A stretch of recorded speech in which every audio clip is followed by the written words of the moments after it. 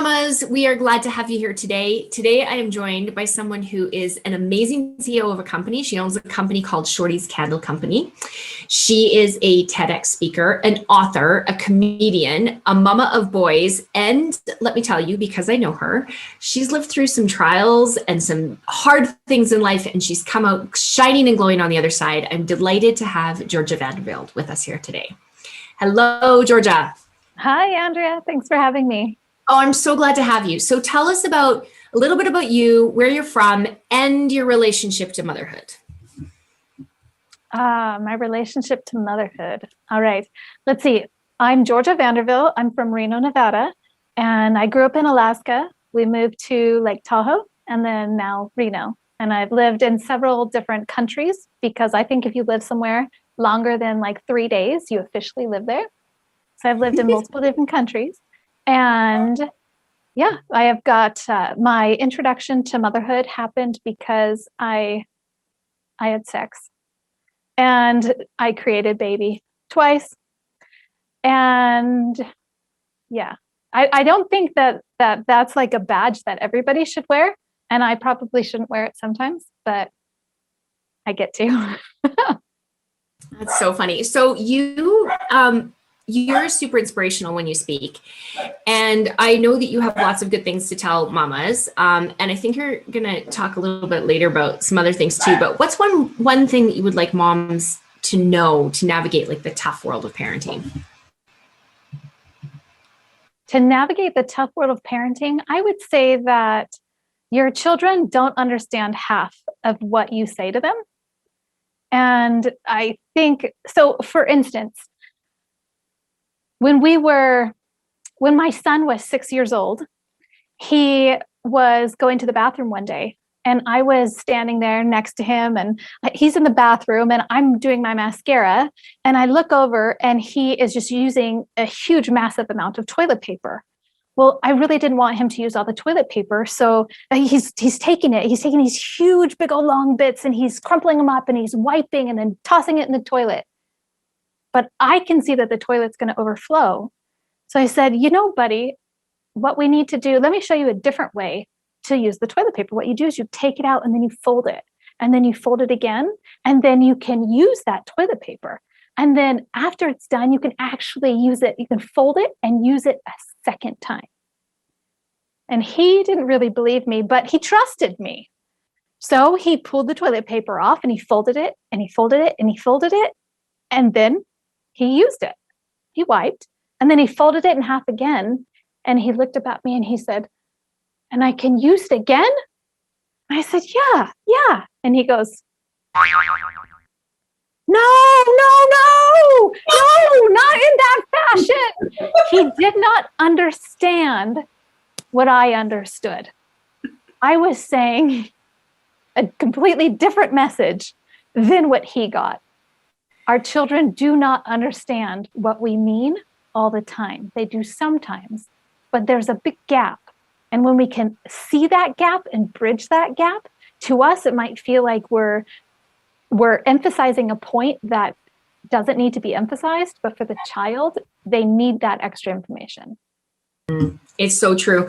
And sometimes I find like to get that and to be in their mind space, it takes us like slowing down a little bit and kind of like looking at their eyes and see what's going on with them and see if you can kind of like where they're at in their like frame in this moment, how can I communicate better with them?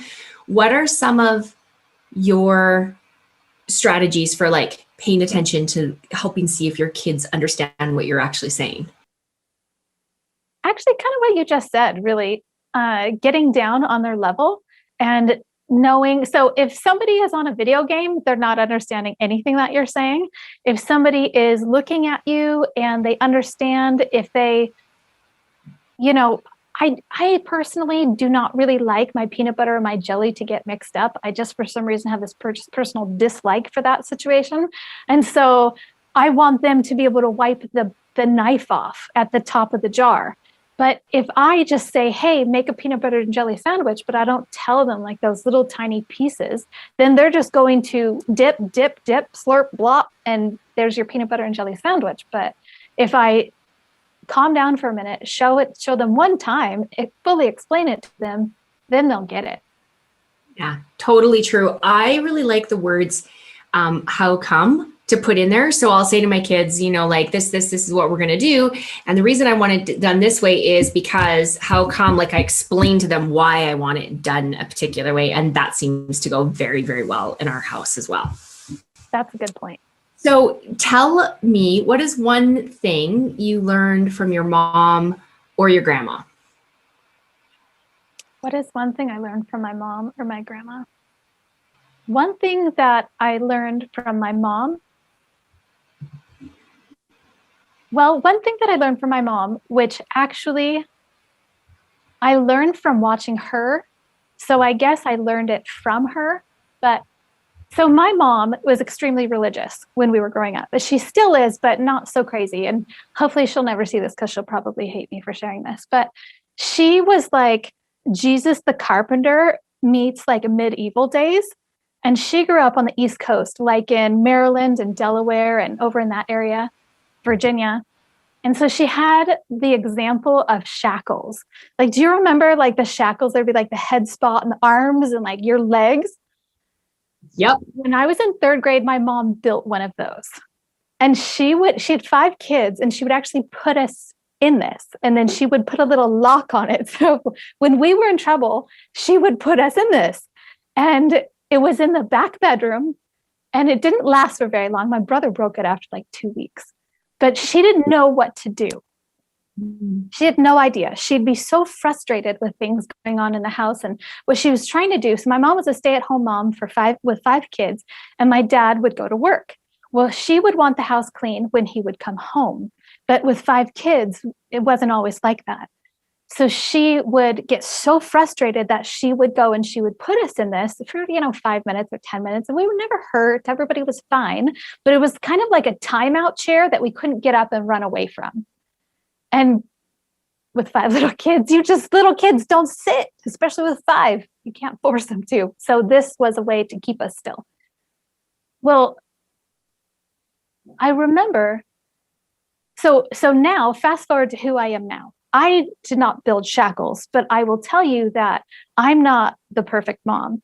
And I realized one day that what was happening is, so I would have my little kids and they would be doing whatever they were doing. And then I all of a sudden would freak out and start yelling and screaming and being so upset because they weren't doing what I wanted them to do. Or they weren't doing what I thought they should be doing. But I noticed that it was really amplified when my husband would come around.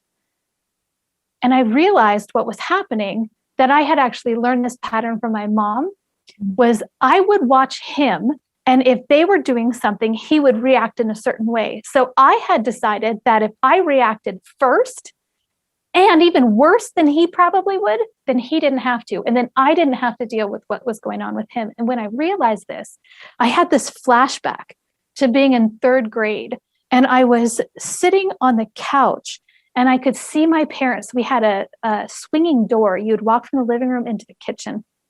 It was a little swinging door. And I remember my mom and my dad being in there and the door swinging a few times. And I saw them having this argument about the house being dirty, about the house being a mess, and nothing working out the way that he wanted it to. So my mom was reacting worse to us than he would have reacted to us because she didn't want to have to deal with the anger or the frustration on his end.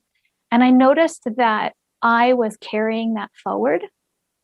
And I brought it up to my husband and he looked at me and he said, I'm doing the same thing. I get so mad because I don't want to have to hear you react. And when we identified that, we've both stopped doing that.